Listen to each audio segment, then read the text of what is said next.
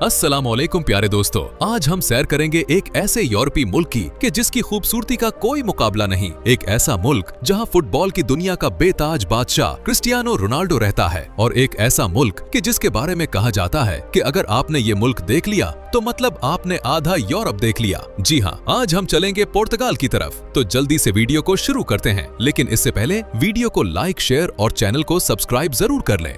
इस मुल्क का सरकारी नाम रिपब्लिक ऑफ पुर्तगाल है और ये यूरोप के बिल्कुल जुनूब मगरिब में वाक़े एक खूबसूरत मुल्क है। ये मुल्क अपनी पुरानी और शानदार तारीख, दिल को खुश कर देने वाले नज़ारों, मजेदार खानों और खुशगवार मौसम की वजह से पूरी दुनिया में मशहूर है। इस मुल्क की सरहद सिर्फ एक ही मुल्क स्पेन से मिलती है, जबकि बाकी तीन तरफ समंदर है। खास तौर पर अटलांटिक ओशन का साहिल इस मुल्क की खूबसूरती में और भी इजाफा कर देता है, जिसकी वजह से यहाँ सयाहत बहुत ज्यादा है। पुर्तगाल की टोटल आबादी तकरीबन 1 करोड़ 4 लाख के करीब है और आबादी के लिहाज से ये दुनिया में 93 नंबर पर आता है। इसका कुल रकबा तकरीबन 91,590 मुरब्बा किलोमीटर है, जिसकी वजह से रकबे के लिहाज से ये दुनिया में 108 नंबर पर आता है।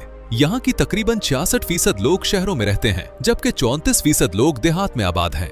पुर्तगाल के लोग आमतौर पर बहुत नर्म दिल और अपनी रिवायात से मोहब्बत करने वाले होते हैं, लेकिन साथ ही सुस्ती के मारे हुए भी होते हैं। हर काम में जितनी देर हो सके वो करेंगे। पुर्तगाल एक सेक्युलर मुल्क है, यानी यहाँ किसी भी मजहब को सरकारी हैसियत हासिल नहीं है, लेकिन यहाँ की तकरीबन 81% आबादी ईसाई मजहब से ताल्लुक रखती है। 4% लोग मुसलमान हैं और तकरीबन 15% लोग ऐसे हैं जो किसी भी मजहब से ताल्लुक नहीं रखते। यहाँ इस्तेमाल होने वाली करेंसी यूरो है, जिसकी कीमत पाकिस्तानी रुपयों में तकरीबन 325 रुपए और भारतीय रुपयों में तकरीबन 104 रुपए के बराबर बनती है। पुर्तगाल की मईशत काफी मजबूत समझी जाती है। इसकी टोटल जीडीपी तकरीबन 307 बिलियन डॉलर है। यहाँ के लोगों की फी का सालाना आमदनी तकरीबन 28,000 डॉलर के करीब है, जो पोलैंड, रोमानिया, बुल्गारिया और हंगरी जैसे यूरोपीय ममालिक से भी ज्यादा है। पिछले चंद सालों में पुर्तगाल की मईशत ने काफी तरक्की की है। इस मुल्क की 73% मईशत सर्विसेज सेक्टर पर मुनहसिर है, जबकि सयाहत यहाँ की आमदनी का सबसे बड़ा जरिया है, क्योंकि पुर्तगाल कुदरती हुस्न, साहिलों, तारीखी इमारतों और खूबसूरत शहरों से भरा हुआ मुल्क है, जिनके शानदार नज़ारे हम आपको आगे वीडियो में दिखाएंगे।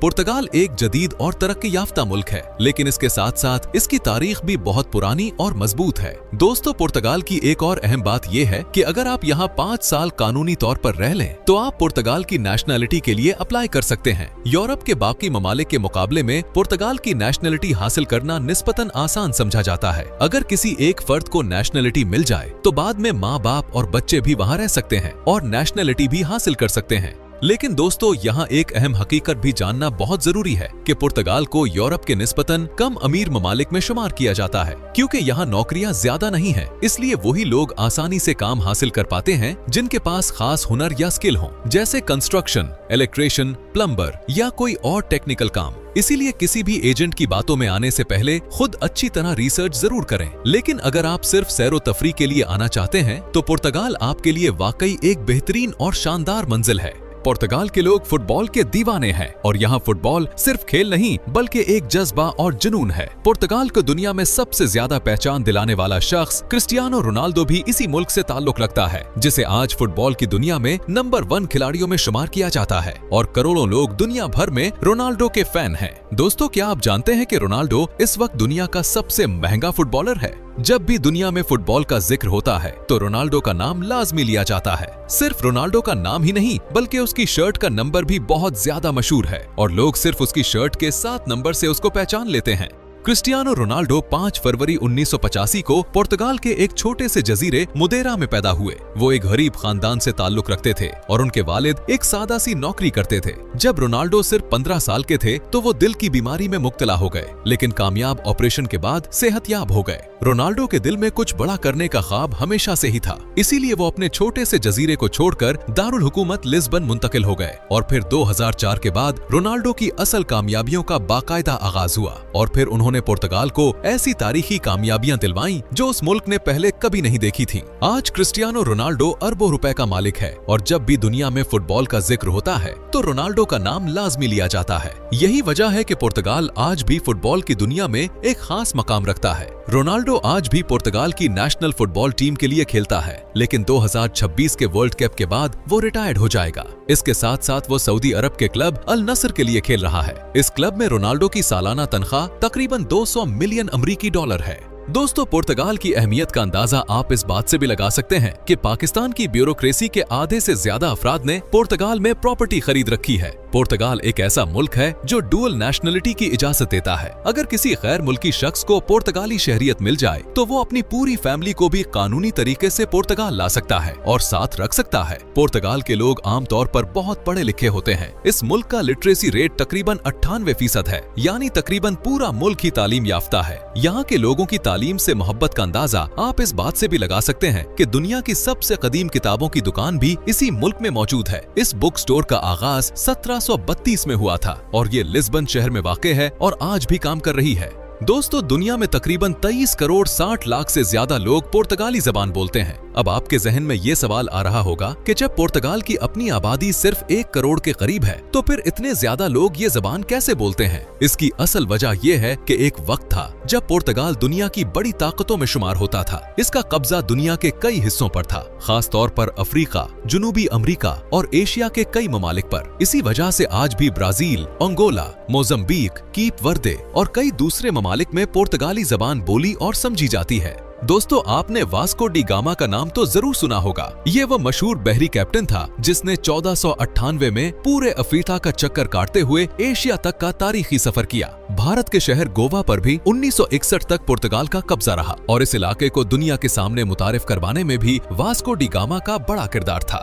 टूरिज्म के लिहाज से पुर्तगाल दुनिया में 12 नंबर पर आता है। एक रिपोर्ट के मुताबिक हर साल 3 करोड़ से ज्यादा सयाह पुर्तगाल का विजिट करते हैं, यानी सयाहों की तादाद मुल्क की टोटल आबादी से भी ज्यादा है। अब दोस्तों, सवाल ये है कि इस मुल्क में आखिर ऐसी क्या खास बात है जो लोग जोक दर जोक यहाँ आते हैं। चले, अब हम आपको वो मनाजिर दिखाते हैं जिसके बाद फैसला आप खुद करेंगे कि आखिर पुर्तगाल में इतने ज्यादा लोग क्यों आते हैं। दोस्तों, पाकिस्तान से पुर्तगाल की टिकट तकरीबन 2 लाख से 2.5 लाख रुपए में आराम से मिल जाती है। आमतौर पर ये फ्लाइट पाकिस्तान से दुबई जाती है और फिर वहाँ से आगे पुर्तगाल पहुँचती है। जब भी कोई सयाह पुर्तगाल आता है तो सबसे पहले वो लिस्बन शहर पहुँचता है, क्योंकि यही मुल्क का सबसे बड़ा और अहम शहर है। ये है लिस्बन का जदीद, साफ सुथरा और खूबसूरत एयरपोर्ट। एयरपोर्ट से बाहर निकलते ही बस, टैक्सी और मेट्रो की सहूलत मौजूद होती है और सिर्फ 15 से 20 मिनट के अंदर अंदर आप सीधा सिटी सेंटर पहुँच जाते हैं। दोस्तों, जो भी लिस्बन आता है वो यहाँ की मशहूर ट्रॉम का सफर जरूर करता है। ये ट्रॉम आपको शहर की तंग पुरानी गलियों से गुजारती है और पूरे शहर की खूबसूरती दिखाती है। चारों तरफ आपको कदीम, रंग बिरंगी और दिलकश इमारतें नजर आएंगी। लिस्बन को पुर्तगाल का दिल भी कहा जाता है, क्योंकि ये सबसे ज्यादा आबाद और जिंदा दिल शहर है।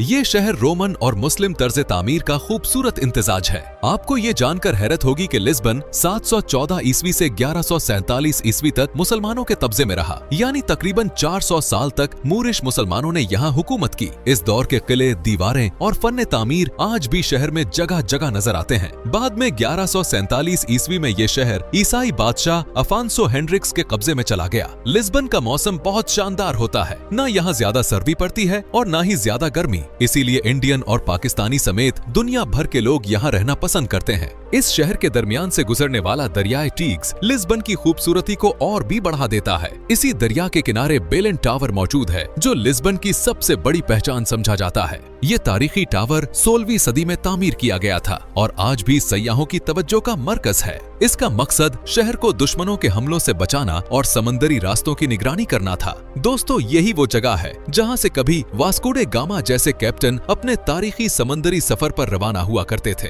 बेलन टावर को कभी फौजी किला के तौर पर इस्तेमाल किया गया, कभी जेल बनाया गया और वक्त के साथ ये एक तारीखी यादगार बन गया। दोस्तों, पूरे लिस्बन शहर में आपको सफाई का खास ख्याल रखा हुआ नजर आएगा। गंदगी न होने के बराबर है। लिस्बन का कुछ हिस्सा पहाड़ी इलाकों पर बना हुआ है, इसीलिए शहर के कई मकामात से आपको शानदार नजारे देखने को मिलते हैं। दोस्तों, लिस्बन में आप जितने भी दिन गुजार लें, आप कभी बोर नहीं होंगे। ये शहर हर दिन कोई नया रंग दिखाता है। लिस्बन में मसीही बरादरी के बहुत से कदीम चर्च भी मौजूद है। इनमें सबसे ज्यादा मशहूर जेरोनिमोस मोनेस्ट्री चर्च है, क्योंकि यही वो जगह है जहाँ वास्को डी गामा को दफन किया गया है। बड़ी तादाद में लोग इसकी कब्र देखने आते हैं। यहाँ हलाल फूड भी आसानी से मिल जाता है। पुर्तगाल में सी फूड बहुत सस्ता और ताज़ा मिलता है, इसीलिए मछली के खाने यहाँ सबसे ज्यादा मकबूल है। चले अब आपको लेकर चलते हैं पुर्तगाल के मशहूर खानों की तरफ। सबसे पहले आता है बुकला। ये नमक लगी हुई मछली होती है और कहा जाता है कि पुर्तगाल में इसकी 360 से ज्यादा रेसिपीज हैं।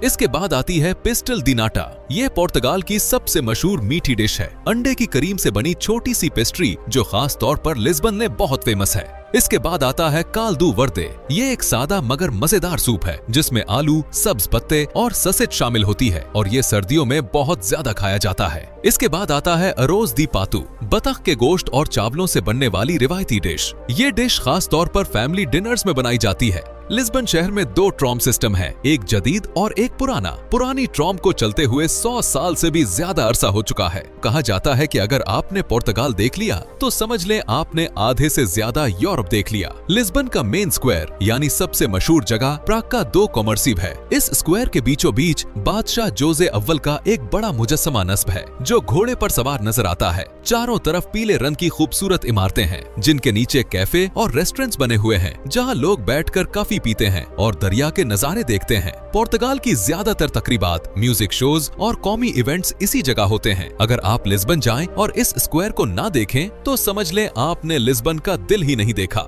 चले अब आपको लेकर चलते हैं लिस्बन के ओल्ड टाउन की तरफ जो इस शहर की असल तारीख को बयान करता है। जैसे ही आप अल्फामा के इलाके में दाखिल होते हैं यूं महसूस होता है जैसे आप वक्त में पीछे चले गए हों। ये वो इलाका है जो इस्लामी दौर में आबाद हुआ था और आज भी इसकी गलियां, दीवारें और फजा माजी की कहानी सुनाती है। इस इलाके की तंग पथरीली गलियां और इनमें से गुजरती हुई कदीम ट्राम वाकई देखने लायक है। चले दोस्तों अब आपको लेकर चलते हैं एक ऐसे जजीरे पर जहां दुनिया के मशहूर फुटबॉलर क्रिस्टियानो रोनाल्डो पैदा हुए थे। इस जजीरे का नाम है मोडेरा आइलैंड। ये जजीरा कुदरती हुस्न का एक शानदार नमूना है जहां पहाड़, आबशारें, सब्जा और समंदर सब एक साथ नजर आते हैं। पुर्तगाल ने इस जजीरे को बहुत खूबसूरती से संवार रखा है और यहाँ के नजारे देखकर इंसान वाकई हैरान रह जाता है। ये जो आप स्क्रीन पर घर देख रहे हैं ये क्रिस्टियानो रोनाल्डो का जाती घर है जिसकी मालियत $7 मिलियन से भी ज्यादा बताई जाती है। मोडेरा आइलैंड की शोहरत की एक बड़ी वजह रोनाल्डो भी है और आज यहाँ बड़ी तादाद में सयाह इस वजह से भी आते हैं। चले अब चलते हैं नेशनल पैलेस ऑफ पीना की तरफ जो पुर्तगाल के सबसे खूबसूरत और मशहूर मकामात में शुमार होता है।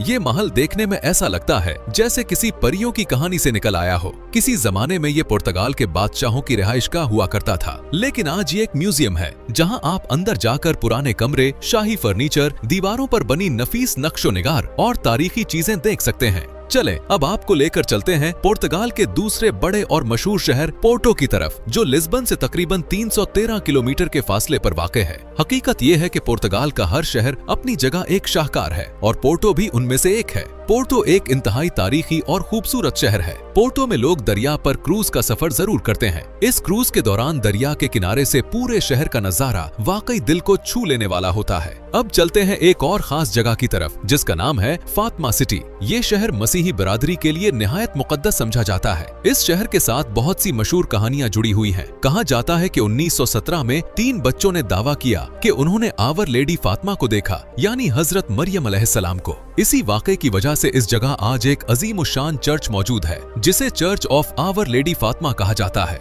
दोस्तों अगर आप सस्ते बजट में यूरोप देखना चाहते हैं तो पुर्तगाल से बेहतर ऑप्शन आपके पास हो ही नहीं सकता। ये मुल्क यूरोप के दूसरे ममालिक के मुकाबले में काफी सस्ता भी है और खूबसूरती में भी किसी से कम नहीं। तो दोस्तों ये थी आज की हमारी दिलचस्प वीडियो। आपको वीडियो कैसी लगी कमेंट में जरूर बताइएगा। वीडियो को लाइक और चैनल को सब्सक्राइब भी जरूर कर लें। मिलते हैं अगली वीडियो में, तब तक के लिए अल्लाह हाफिज।